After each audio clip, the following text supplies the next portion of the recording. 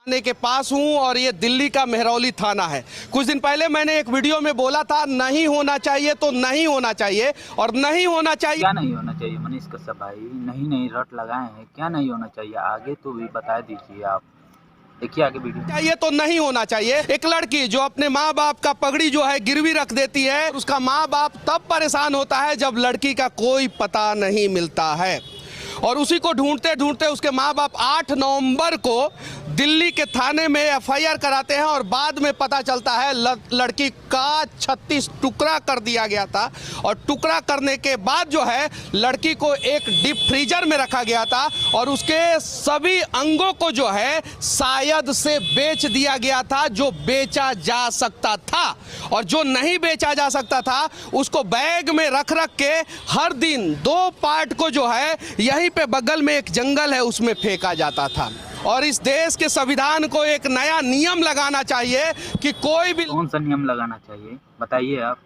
और कोई कांड होता है तो आप बोलते हैं नियम लगाना चाहिए और नियम लगाना चाहिए, नियम कोई लागू नहीं होता। पुलिस कहाँ सोची रहती है? ये सब जांच करना चाहिए ना। पुलिस भी क्या करे, वो लोग आपस में मैटर करते रहते हैं। भी लड़का लड़की अगर लिव इन रिलेशनशिप में रहना चाहता है तो सबसे पहले जिस प्रकार से शादी के लिए 2 गवाह की जरूरत है, वैसे ही लिव इन में रहने के लिए भी 2 गवाह की जरूरत होनी चाहिए। अगर 2 गवाह नहीं मिलेंगे तो पता चलेगा यही अंजाम होगा, और बाद में जो है आप गवाह ढूंढते रह जाएंगे, और कोई गवाह नहीं मिलने वाला है कि आपका शरीर का अंग कहाँ गया, पार्ट्स कहाँ गया, किडनी किसने बेच दिया, आंख किसने बेच दिया, लीवर किसने बेच दिया। और इस बच्ची जिसका नाम श्रद्धा था, उसका श्रद्धा तो पूरा हो गया, लेकिन उसके अंगों को बेच के कम से कम 2.5 करोड़ रुपया जो है कमाया गया है, ऐसा भी सुनने में आ रहा है। अब इसकी सच्चाई क्या है वो तो पुलिस जांच करेगी तब सामने आएगा। लेकिन सबसे इंपॉर्टेंट पार्ट ये है कि हर चुनाव से पहले इस प्रकार की घटना जो है मीडिया में चर्चा का विषय बनता है। हर चुनाव से पहले, अभी गुजरात में चुनाव होने वाला है और उससे पहले ये चर्चा में है। हालांकि इस हर चुनाव के पहले इसलिए इस सब कांड होता है, आप जानते नहीं, ये सब राजनीति का खेला है। देखते हैं हर जगह चुनाव में कहीं गोली चलता है, कहीं कुछ होता है, कहीं कुछ होता है, कहीं 2 प्रधानी लड़कर मर गए। कोई कांड होगा वो कि तो विधायक देकर मरवाए होंगे, चाहे कोई उन लोग का चाल होगा। जानते हैं चुनाव में राजनीति में कितना खेल होता है, आप लोग समझ रहे। लेकिन अपने से खेलो, अपने परिवार से खेलो यार। तुम लोग दूसरे के परिवार से क्यों खेलते हो? किसी का वो भी बच्ची थी। इस प्रकार की घटना जो है चुनाव से पहले भी होती है, चुनाव से बाद में भी होती है, लेकिन जब चुनाव होता है तो चर्चा का विषय होता है। अभी एक लड़की का हत्या हुआ है। कितने लड़की का? एक लड़की का। और सारा मीडिया जो है यहां से दिखा रहा है बिहार के नवादा में एक परिवार के 6 लोग जहर खा के मर गए हैं, और उसकी सच्चाई क्या है कोई नहीं दिखा रहा है।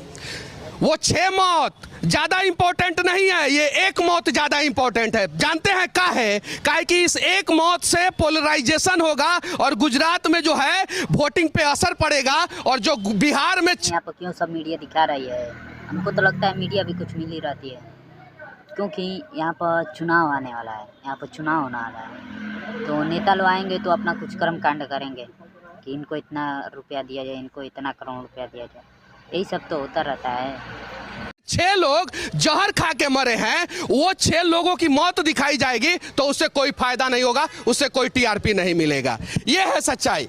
लेकिन उस घटना को भी दिखानी जरूरी है, कैसे एक परिवार जो है सिर्फ 12 लाख के लिए जो है ना वो अपने पूरे परिवार को है जहर खिला दिया। बुढ़ाड़ी में एक घटना हुआ था, दिल्ली के पास में घटना हुआ था, उसे जो है सभी मीडिया वालों ने 1 महीना तक दिखाया।